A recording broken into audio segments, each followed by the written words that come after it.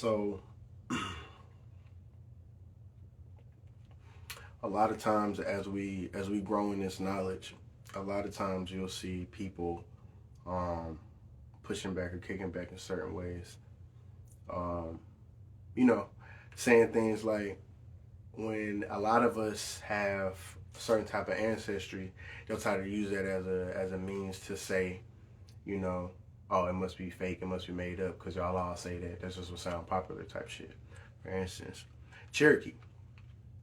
So a lot of people are being like, you know what I'm saying? Like, oh, you Cherokee, huh? Oh, yeah, I've heard that one before type shit, you know what I'm saying? But before you get to shitting on people based off of assumptions, because you know what assuming do. If you assume, it makes an ass out of you and me, right? So what happens is these people, what you don't know is that there's a reason for that. There's a very good, logical, historical reason for that. And through years of study, I've come to uncover it. Because that's my ancestry, you know what I'm saying? And that's a question I had. I was like, you know what I'm saying? Like, why is it that everybody can't be, you know what I'm saying? Because that's what I've always known. That's what my grandparents told me that they were, you know what I'm saying? Um, and I always wondered, why does that seem like, you know what I'm saying? I was able to corroborate it based off of, you know what I'm saying, genealogical research. You know what I'm saying? My family's history goes back to Cherokee freedmen's territory in Oklahoma, but also back to even pre-Indian removal back to Tennessee, in, you know what I'm saying, kind of like the overhill towns, like the Tellico type, Tennessee type areas. So, anyway, I was always wondering, like, how is everybody can't be that, you know what I'm saying? Like, oh, I'm a Cherokee princess. Like, somebody lying, right? So as I'm doing historical research, what I come to discover was that, like, the reason this came about was due to, well, first we have to understand the classification of Cherokee as a language, right? So as a language, Cherokee is an Iroquois language. And more properly described, Cherokee is the Southern Iroquois dialect. And when you look at the story of the languages and corroborate and cross-reference that with the oral traditions of the people, what we see is that there was a war going on that European history interloped upon and was able to take advantage of to its, you know what I'm saying, to its benefit. The language story, when you study etymology and the breakdown of languages, and like I said, corroborate with the oral traditions, it seems to be that there was some kind of conflict going on wherein Iroquois speaking peoples controlled and dominated the eastern seaboard. You know what I'm saying? As we think of it, like almost from how you think of the 13 colonies, it was almost the same type layout in terms of sphere of influence, right?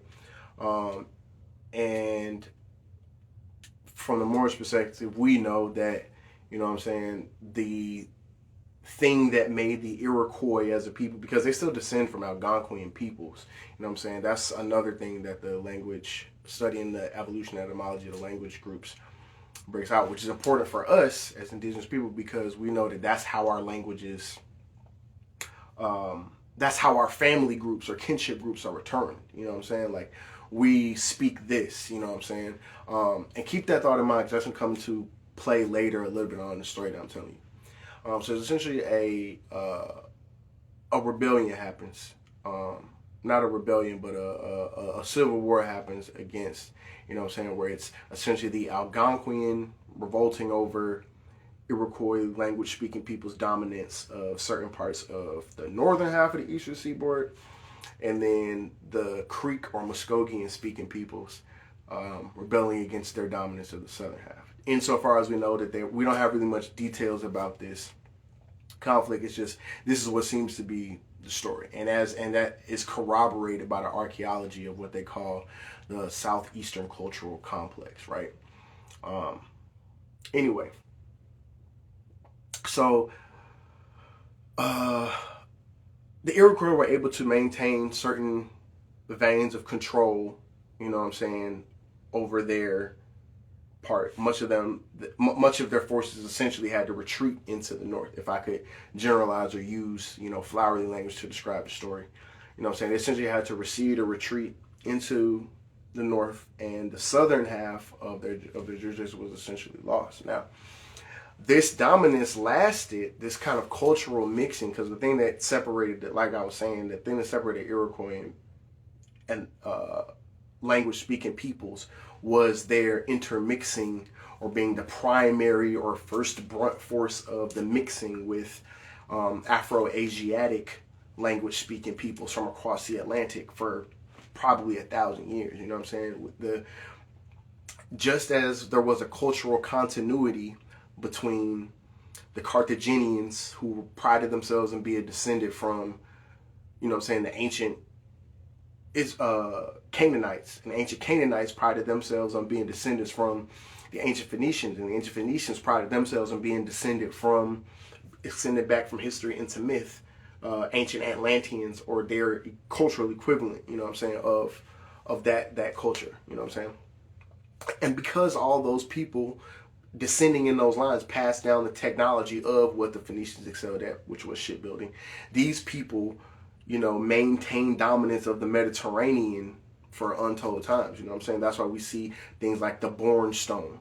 You know what I'm saying? A lot of us know about the Born Stone. If you don't know, it is a stone found in the Chesapeake Bay, wherein it is inscribed in what's called a Proto-Sinaitic script. So it's like kind of Hebrew, but it's pre-Hebrew, or the modern version of Hebrew, that essentially says, by this stone, Hanno lays annex, or Hanno lays claim to this land by this stone. You know what I'm saying? There's literally a covenant of claim, you know what I'm saying, that he put as a landmarker to annex the eastern seaboard to wherever he was from. Well, the thing that's about that is contemporaneous with that type of writing style. There was a man known Hanno the Great. He was an ancestor of, or Hanno the Navigator. He was an ancestor of Hannibal. He was a Carthaginian sea navigator who was the master of the Atlantic Ocean. That is how he was known. And if you read the Periplus of Hanno, modern historians say that the Periplus of Hanno describes him discovering the southern part of Africa. He's the first person to circumnavigate Africa, that's what they say. But if you read the Periplus of Hanno, when he describes the directions he's going, the currents he's interacting with, the flora and fauna he describes when he gets to this place across the ocean or across the sea, that's somewhere outside the Pillars of Hercules, which is the Straits of Gibraltar, just the Mediterranean Sea. So he sails out of the Mediterranean into the open Atlantic and comes to this place. And the place that he describes does not sound like Africa. The place that he describes sounds like America. You know what I'm saying? But that's for you to do your own research and corroborate and see what you think about that, right? Anyway, what we can say historically that we can't argue about is that a person who wrote in this same type of language and you know what I'm saying, whose contemporaneous was when this stone would have been written down, there was a man named Hanno who was known to be the master of the Atlantic Ocean out at the time. You know what I'm saying? So that's there's certain other evidences of that culture here, but that's a subject for another video. But anyway, what we know is that for hundreds of years, probably thousands, there's been this cultural and genetic trade and mixing going on across the Atlantic, you know, and that's what contributed to the Iroquois essentially becoming a separate or distinct peoples, or Iroquois-speaking peoples, is that the cultural benefit of that trade, you know what I'm saying, which has been going on since time immemorial. Anyway,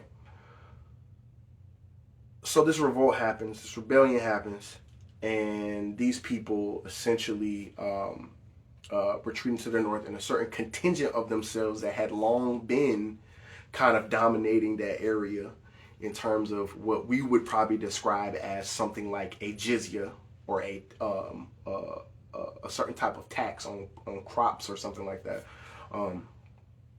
It's not totally clear, but these people, this revolt against these people dominance, you know what I'm saying, happens, and now they're no longer able to control or be in the position that they were once allowed to be in before. So essentially, this group of Iroquoian language speaking peoples gets cut off from the rest of the Iroquoian speaking peoples who retreated into the north, they're left in the south. And this is largely how you explain Cherokee as a language existing in its independent form in the south, being surrounded by Muskogean languages, but itself being an Iroquois language. Because it is an Iroquois language, but it uses certain Muskogean words by happenstance of being where it is surrounded by Muskogean or Creek-speaking peoples, which is contemporaneous or congruous or very similar to how it is for Iroquois speakers in the north. A lot of the Iroquois languages have Algonquian loanwords. It's the same relationship. So anyway, these people who lost that power, not being allowed to be who they are anymore, they get broken up. It's almost like how you would see in biblical days when they would take a people or take over a people, they would break them up. Think about how the children of Israel themselves were taken into Babylon. You know what I'm saying? They weren't allowed to stay in their homeland anymore. The 2 southern tribes got taken up over here, and the 10 northern tribes got dispersed, and people was split up. So similar concept. But these group of people, they still spoke that same language. And the way you categorize who a people are in our societies and our cultures was matrilineally. So you are what your mother is, right? So that means that that language gets broken up and dispersed, but that people's identity, cultural identity, or cultural distinction from the people around them is still maintained, because even if your mother or your people get taken out as squaws, these communities of people who speak the same language are going to keep convalescing and coalescing and come onto each other. Because what you have to remember about prisoner of war or slavery, as Europeans try to apply that term to the African participation in the slave trade and or the Native American or Indigenous American participation in the slave trade, is it wasn't the same. It wasn't their version of slavery. Our versions of quote unquote slavery, even though it was recorded as the Europeans' version or word for slavery in history books, was something much more like, you know what I'm saying, playing the game. It's almost like playing the game of life, and you have to start over now at the bottom of the societal totem pole. You're still a human being, and you're still even actually a member in the society who has rights in the society. You can marry, hold property, and all that. You just have to work your way up, you know what I'm saying, in terms of proving yourself to being a part of the society, or whatever, however it works, you know what I'm saying. That is insofar as like the value of retaining the name or the transliteration of the word slave, right? So so when these people were taken out, when their mothers were taken out as squaws, their languages were maintained, and their family kinship groups and language groups were maintained. Because what we have to remember about when the Europeans came here and began to catalog us, they cataloged us based off of what we call ourselves. And we will call ourselves either, as a group, the language that we speak or the town that we came from, right? Within the language diaspora, right? So, yeah, man. When Europeans came and began to catalog us, and the Indian Bureau of Affairs stuff started happening, especially in the early days, pre-Indian removal, when they began to take censuses of people just before removal, the reason so many people claim Cherokee, I'm sorry it took me so long to come back around to this, but the reason so many people claim Cherokee in their family ancestry is because the Cherokee were the first to become federally recognized. They were the first, quote unquote, civilized tribe. And a lot of it had to do with the fact that their traditional religion was essentially, Islam. And or, depending on what your cultural view was, these were Christian people, Judeo-Christian people, so their view was to Hebrewize them, you know what I'm saying, in their perception of them. So they described, and we all know there's a certain amount, there's how much of the truth there is in that, but they described these people as being, you know what I'm saying, Hebrew in custom, or Muslim or Muslim in custom, because if you study the Quran, you understand that the Quran restores the Torah law, essentially, so to speak, with certain differences. In any case, so because these people were the first people to become federally recognized, And because we described ourselves based off our language groups, there was a vast amount of people who weren't Cherokee, from where Cherokee towns were, the way that Europeans categorize them, from the time that they got here to the time of Indian removal. There were plenty of other groups who spoke a southern variant of Iroquois. You see what I'm saying? So we're talking about tribes, even tribes that because of this same type of swallowing up, they just got considered something else. They no longer exist today. There are tribes like the Altamaha, the Ichi or the Yuchi. You know what I'm saying? There's the Yamacraw. There is the Tuscarora. There is the Yamasi. You know what I'm saying? And many of these language group peoples constituted what eventually became the Seminole, as certain people, instead of going west, went south. Because it was like, damn that government federal removal shit. You know what I'm saying? So many people, on that note, another thing that has to be noted and brought up is so many of us decided to identify, because all you have is people choosing to identify as something else so they can stay with their family, so they can stay together, or get perceived benefits in a better land, because they feel that their land had been spoiled by European settlers at that time. So those who still had an emotional or spiritual connection to the land, who didn't feel like it was worthy of the, like, some people were saying, look, this land is ruined. I'm gonna go ahead and get some of this new shit they got out here out west. You know what I'm saying? Some people say this is our ancestral homeland. I'm going nowhere. You know what I'm saying? Like, and many of them decided to simply identify as free persons of color, insofar as that term applied at the time, so that they could escape Indian removal. You know what I'm saying? Some of them decided to move where the rest of their family, as family groups, decided that instead of going the way of federal Indian removal, they would move into their own state, which essentially at the time was Florida. That's what a lot of the Seminole Confederacy was, because the Seminole were became a tribe and became a kinship group with common destiny and common, epicenter, right? Because of their history in, moving into the Seminole state. Because Florida was the runaway slave state and a runaway Indian state. So it was a mixing ground of runaway Africans, runaway dark-skinned indigenous people, as well as federally recognized and unrecognized Native Americans. You know what I'm saying? So, and people underestimate that Seminole period. Florida was a, like, brown people's paradise for like 200 years of American history. You know what I'm saying? Like, it was, Florida wasn't half of the death tolls that they tell you about in the Civil War came from, you know what I'm saying? Came from the Seminole War, because that was happening concurrently. The second and third Seminole Wars were happening at the same time of the Civil War. You know what I'm saying? So, anyway, to bring it all back together, you know what I'm saying? So that's how the story on the East pre-Indian removal happened. You see what I'm saying? So pre-Indian removal, people were essentially identifying with Cherokee as a language group, because that's, in our culture, that's what that meant. So if I say I speak that language that me and my ancestors and family speak, you know what I'm saying, I get the benefits of not having to move from my land. I get the benefits of being under this treaty. So that means I get a certain amount of money and blankets and horses and guns. That means I get I get to not be subject to slave trading and slavers simply because they want to kidnap me because I'm dark skinned enough to look like a Negro.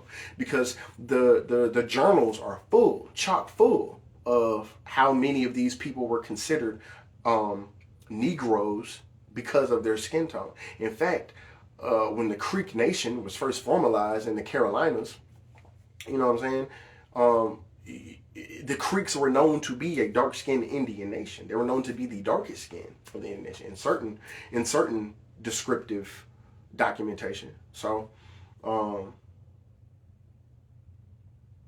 yeah.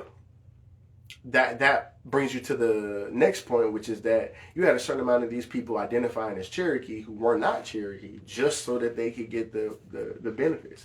In the United States, their census takers or record keepers weren't sophisticated or not racist or not non-racist enough at the time to know the difference. So fuck it, why not? Whatever. You know what I'm saying? So that's a part of it in terms of how it enters into not only record keeping, but also our oral traditions as well. You know what I'm saying? Especially as it became illegal or punishable in public for speaking indigenous languages, you might as well just say you Cherokee. You know what I'm saying? Yeah, the language is Cherokee. You know what I'm saying? But the people are Aniuwia. But I can get beat for calling myself Aniuwia. But you understand the word Cherokee because it's essentially a bastardization into English. It's an English word now. You see what I'm saying? So yeah, that's pretty much largely how it happened. The same thing goes for treatment post-Indian removal. So in Indian Territory now, so coming from old Cherokee country in the Tennessee River Valley, that's the parts of the Carolinas, Tennessee, Alabama, and eastern Alabama and northern Georgia. Coming from there to Oklahoma Indian Territory. The Cherokees, by being the oldest and being the first and in the eyes of the United States, the most civilized, they got some of the better and supreme treatment. And what we also have to keep in mind is that so many of these people who are indigenous people, we have to remember Arkansas and Oklahoma used to be the same territory. And literally, Oklahoma, the non-Indian part of the territory, which was supposedly Arkansas, became so renowned for slave catching operations that they got enough wealth to break themselves away from Oklahoma and no longer have to have so much emphasis on Indian law and territory law being a part of their everyday lives, so they could get away with more fuck shit. Essentially, is what it was. You know. But if Arkansas was known, got so much of this, had so much slave catching, you can look at Arkansas right now and see and tell they come from slave catchers. Arkansas, you know what I'm saying? My people from there, I'm telling you, bro. Arkansas is really, they don't play. It's like it's low key sundown town, whole state type shit. Like, nigga, what is you doing out here at this hour? Like, you know what I'm saying? Over here on this side type shit. You know what I'm saying? So, you have to wonder, where were they getting these slaves from? And what you have to realize is that many of them were taking dark-skinned indigenous people who looked to them to be Negroes and knew that because they were, even though they could prove that they were native, if there was a lapse in literacy of a generation, or if they come around and find out that somebody can't read, they finna go put on an affidavit, you know what I'm saying, I found these runaway slaves, so they had to, you know what I'm saying? So I brought them to auction. Nobody claimed them, so they mine now. Or nobody claimed them, so I'm taking them to auction to make a profit. And that begs another question of why a lot of people don't realize about the whole period of Indian removal was the $5 Indian phenomena is a known, documented, historical thing, right? But what you may not be put into context is they weren't just coming up with random land to give these motherfuckers. They were taking land from people that they could afford and get away with taking the land from. You see what I'm saying? This is kind of what the movie Killers of the Flower Moon was touching on. They just didn't want to get into the black aspect of it, probably because for reasons of obviously that the obvious status quo reasons of everybody assumes what they know a Native American to look like. But the story that they told, I haven't even actually seen it, but the story that it seems about, because I read certain plot synopsises, is actually a story that happened to us more as a standard than a rule. And in fact, I can give you an example that you know about that you don't know you know about. Have you ever heard of the wealthiest black girl in America?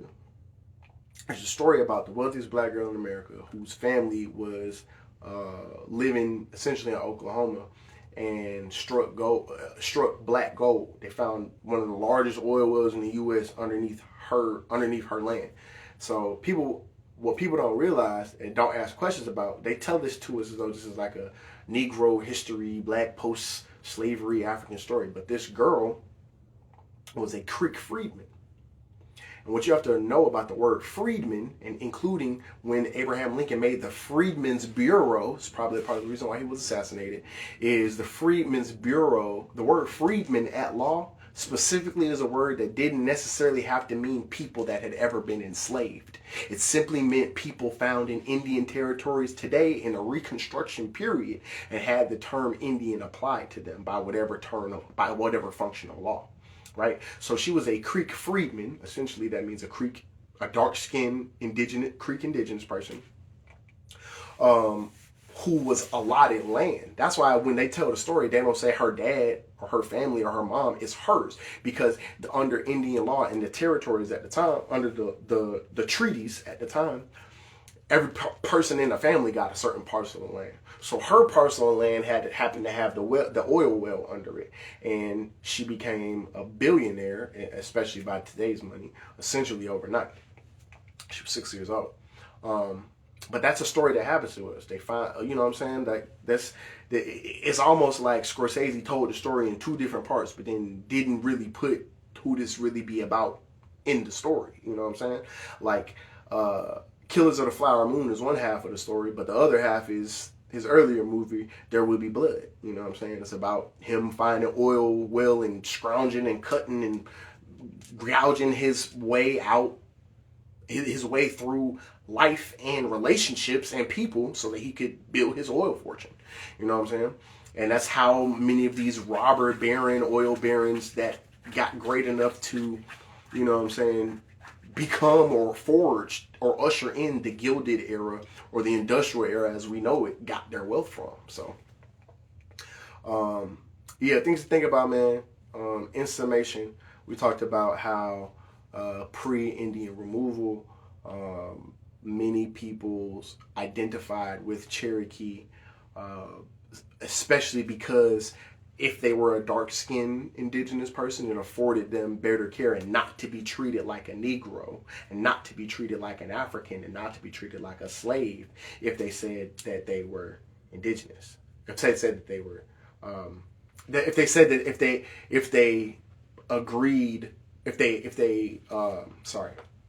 if they reported their ancestry as the federally recognized tribe. Because if you weren't a federally recognized tribe, it didn't matter if you were Cherokee, Creek, whatever. If you was dark skinned, you were eligible to be taken and impressed into slavery. You know what I'm saying? Under their system, especially if you weren't literate or there was no one to speak for you or prove that this was the case. And there's actually a certain amount of American case law that corroborates this, that dark skin is not evidence that you're Negro, Black, African, or colored based off those definitions in American law at the time.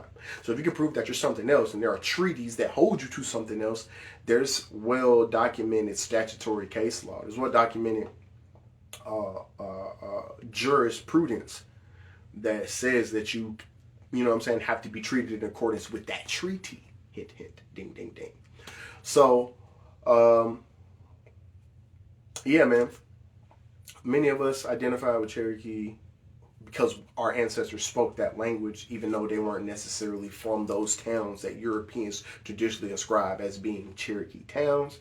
And then post-Indian removal, you know, we talked about how the Cherokee still got the benefit of that treatment, and many indigenous peoples who were found or displaced by Indian removal.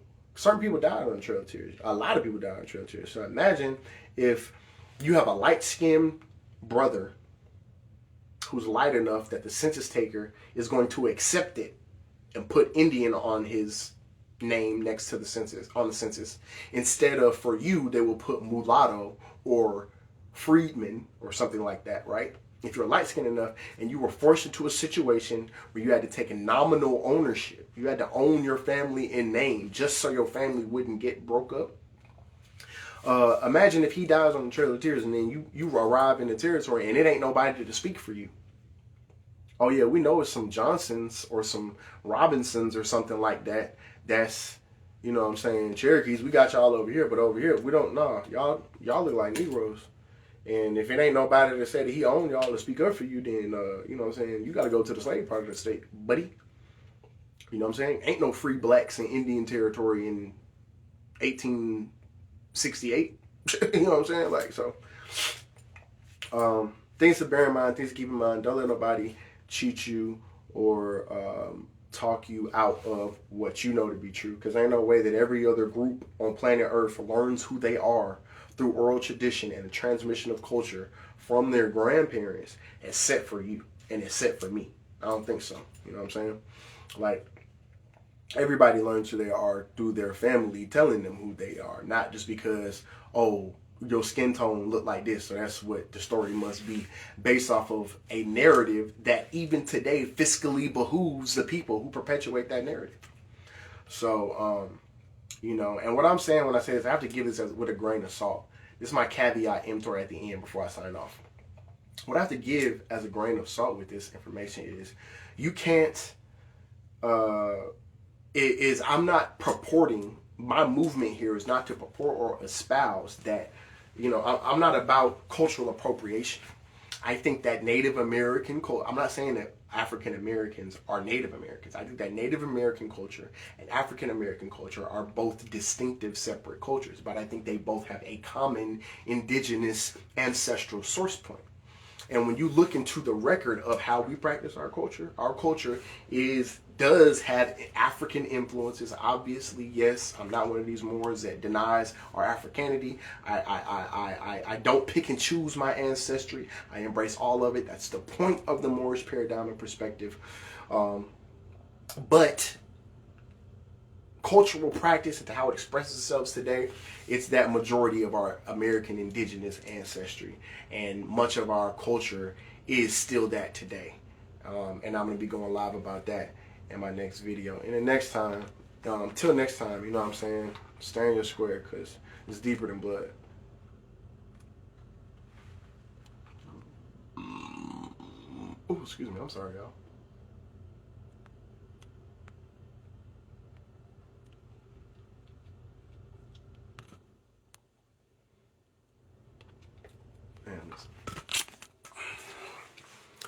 This nigga don't know how to end the live.